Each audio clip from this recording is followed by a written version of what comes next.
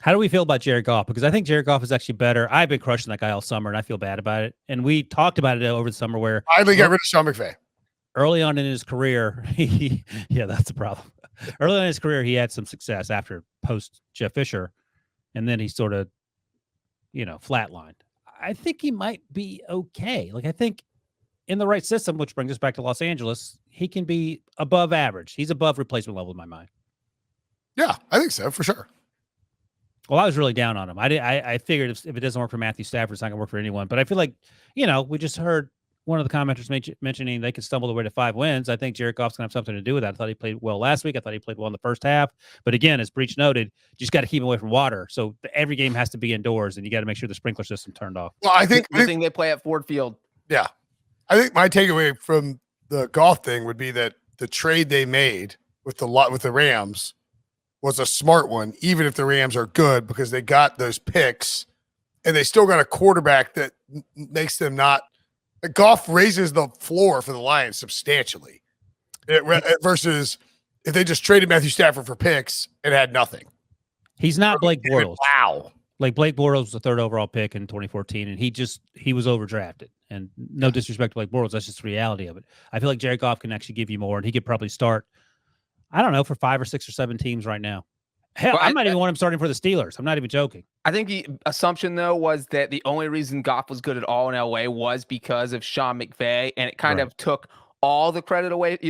Looking on it, we probably gave McVay too much credit. It's not to say McVay doesn't have a great offense there, but, obviously watching Jared Goff now, he deserved a little bit of credit, even though he just keeps having his moments where these small little meltdown moments, whether it was that fumble against the Packers where the ball's in your hands. That's completely, you cannot, like a peewee football player doesn't fumble that snap. And then, he had a couple bad moments against the 49ers. So he's got to get those out of his system. But yeah, I think I agree with Wilson. I think he could start for 4 or 5 teams right now. All right, well, let's listen to let's find some teams that we would take Goff over. I just said the Steelers. Like, I'm not even joking. I think I would. Now, do you think Goff would be better than Big Ben this season? If Jared Goff was in Pittsburgh in March, I would be fine with starting him. He's better than Mason Rudolph and Dwayne Haskins. Yeah, no doubt about that. Yeah. Now, look, Breech noted there are going to be some bumps in the road, but you ask me, I'm telling you, I think they're evenly matched. So they had Brett Favre on during the Manning broadcast, and it was a little choppy. There was some delay on it, but there was some interesting conversation about moving to a new team and how you have to learn this new language and everything's different. And Favre was saying that when he went to New York, the way that the play calls came in, it was like Texas 47 red 92 or whatever. And then when he got to New York, it was flipped. He's like, I've been doing that for 16 years. Like, I don't know what the hell was going on. So they gave him like a new. They basically were like, here's the play call, and they were like, but here's how it would sound to you. So he knew like what kind of concept it would be. And Manning pointed out with Goff, which says a lot about Favre.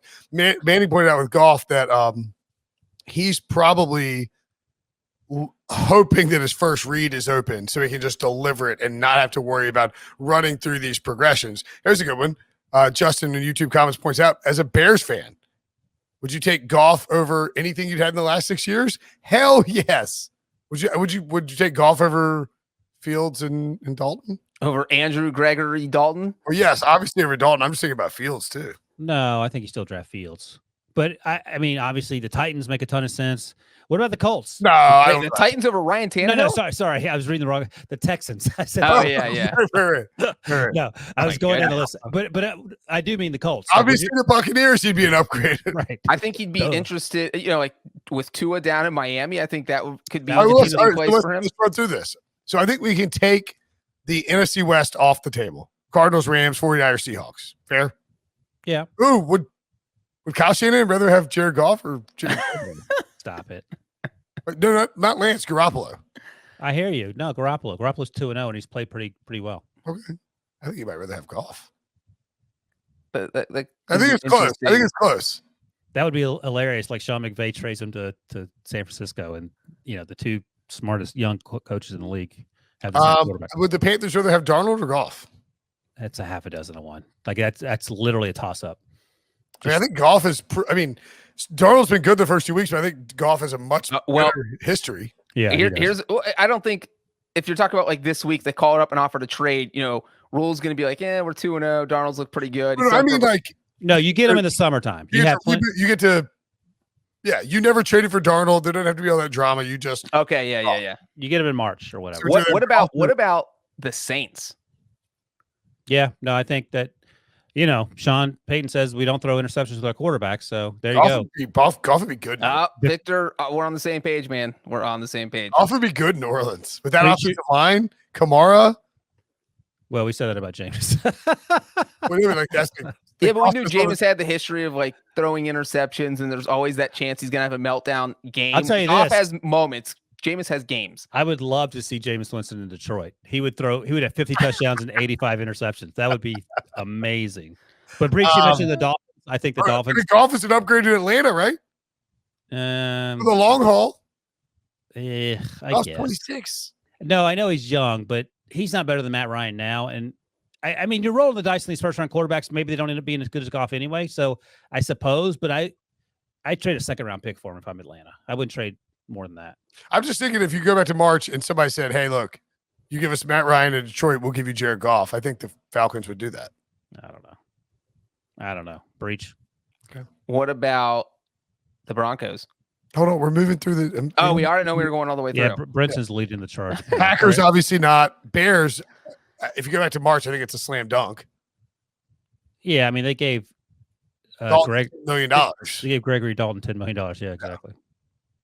The Vikings, Cousins or Goff? Well, Cousins is playing out of his mind, and I feel like I don't know if Mike Zimmer loves him. It's hard to tell. Mike Zimmer hates Kirk Cousins. There's hard to tell. He absolutely loathes the man. He hated him before the vaccine. I was going to say, go back and watch all those press conferences from the vaccine stuff in August, and it was like him letting his anger out over the past 2 years. He's like, all right, well, I spent all my defensive money on a quarterback. And to add to that, I think I shared that tweet with you guys. So Zimmer after the game on Sunday said, this is close enough for a kicker. They need to be able to make it from 37 yards. And then Kirk Cousins got interviewed today, and he's like, you got to get closer. I don't know why we weren't trying to get closer. Like, I don't know how you come out and publicly diss it. So maybe Goff needs to be there just to get Cousins out of harm's way, because Zimmer does not like. There you go. Thank you. Yeah, Victor Garcia hit the like button. Y'all hit the like button if you're in the chat. If you're chatting, hit the like button. Good Lord. Come on. He likes only Breech, though. Washington football team. No, I think Taylor Heineke is. Oh, I don't think so. The fans love him. I think the locals love him. Jared Goff is better. You're going to March. You're going to March. Yeah, I know. So instead Fitzpatrick never happens. Well, yeah, then 100% you do it. Yeah, so you just get Goff. You don't use Heineke's your backup. Yeah, that's right. Dallas Cowboys obviously no. Ooh, Debo. Ooh. Well, they traded for Mustache. Mustache obviously isn't as good as Gardner Minshew. Obviously isn't as good as Jared Goff. But I mean, would you rather have Jalen Hurts or Jared Goff? No, that's a no from me, dog. All right, you can mute yourself again. Well, I think it's a yes. I'm feeling. I don't know. I think it was. It's close. It's close. I think the other team in this division. That's a question, though. The Giants. You're taking Goff over Daniel Jones.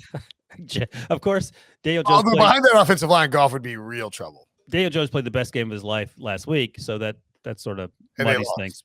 But over the summer, you're like, yeah, right. Houston Texans obviously an upgrade.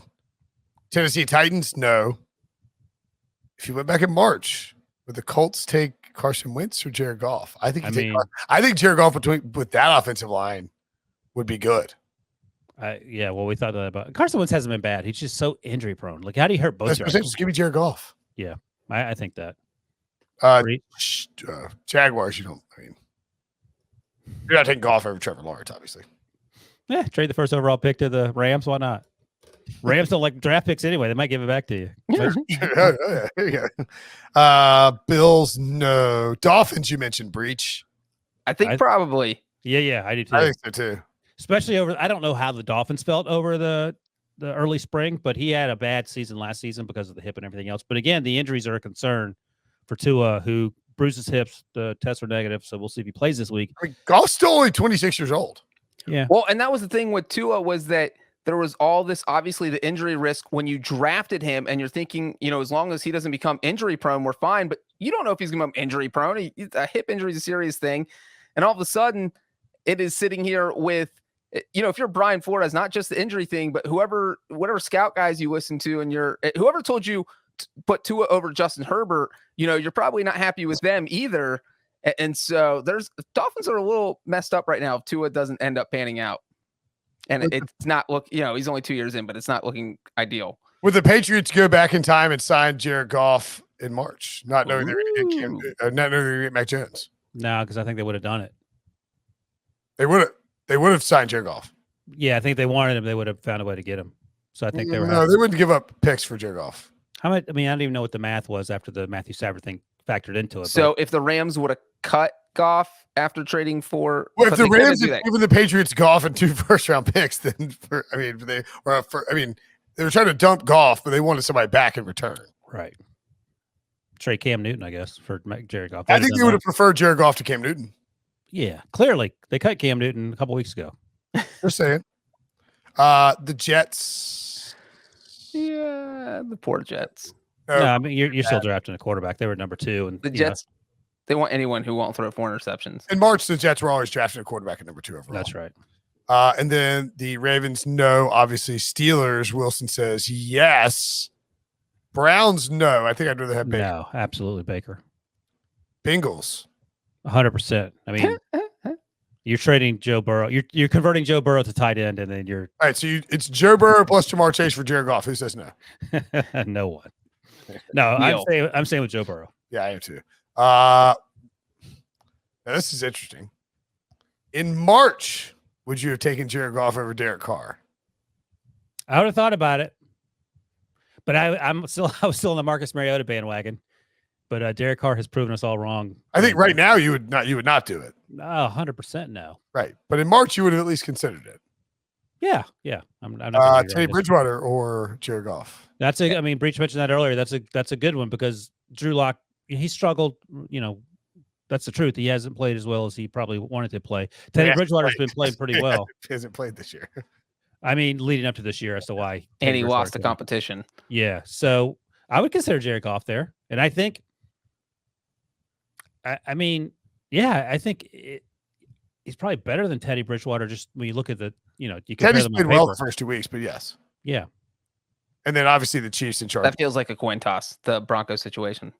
Yeah. The Broncos, we might take Goff over Bridgewater. I don't think the Broncos would. They didn't. What do they know? Well, they've been in the playoffs since 2015. Well, but the GM there helped draft Jared Goff and. What about this guy talking about the Broncos haven't been in the playoffs since 2015? Mr. Playoffs over here. Ha ha! That's the last time the Bengals went to the playoffs too. When was the last time the Bengals won a playoff game? Ooh. That's not the conversation, Brinson.